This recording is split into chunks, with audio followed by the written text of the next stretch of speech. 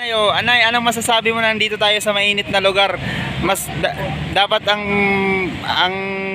bagay sa iyo nasa malamig ka na lugar at saka nandun ka sa bahay nagpapahinga, hindi ka na dito nagmamalagi sa mainit na lugar. So Nay, anong masasabi mo sa sarili mo na nandito ka, Nay? Dahil mainit dito, masaya pa rin. Hindi ito ang init. Ayun. Problema. Ano ba problema mo, Nay? Marami. Marami. Pagkain araw-araw, nakikilimot ako. Yung gamit ko. Nasaan? Yun yung gamit mo na yun. Ayun yung gamit ni Nanay, yun, nakalapag sa simento. Yan. Yan. Anay, ano ba probinsya mo, Nay? Taga Bicol. Hindi. Taga Bicol.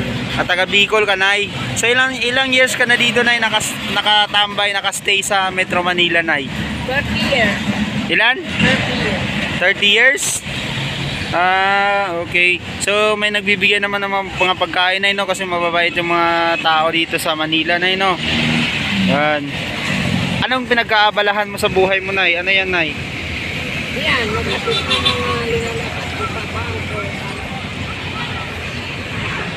Nakuha mo kaya yung ano? Yung alin? Free ang ID ko. Yung ID mo? Ang ID ko. Saan ba yung ID mo? Hindi ako makaposa lang pa. Kasi patay ako. Gusto nila para niya. Okay. Pero Rosalia de Leon, mayaman daw yan. Mayaman yan. Yan, nabili ko sa laran ako.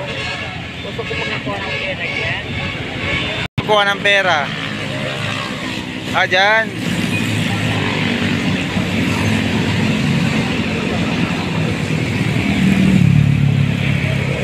Nay, kailan ka uuwi ng Bicol niyan, Nay? Matagal pa. Wala ka ng balak, planong umuwi? Meron. Bakit? Hindi, nagtatanong lang ako kasi ang ganiyang edad kasi hindi na dapat dito nakaupo sa mainit. Dapat nandun na yan sa bahay, nagpapahinga, ganun, inaalagaan na ng mga anak, yan. 15 na ako eh. Ilang taong ka na, Nay? 20. Okay, Nay. So lagi kang mag-ingat, Nay, at saka stay strong. And then laging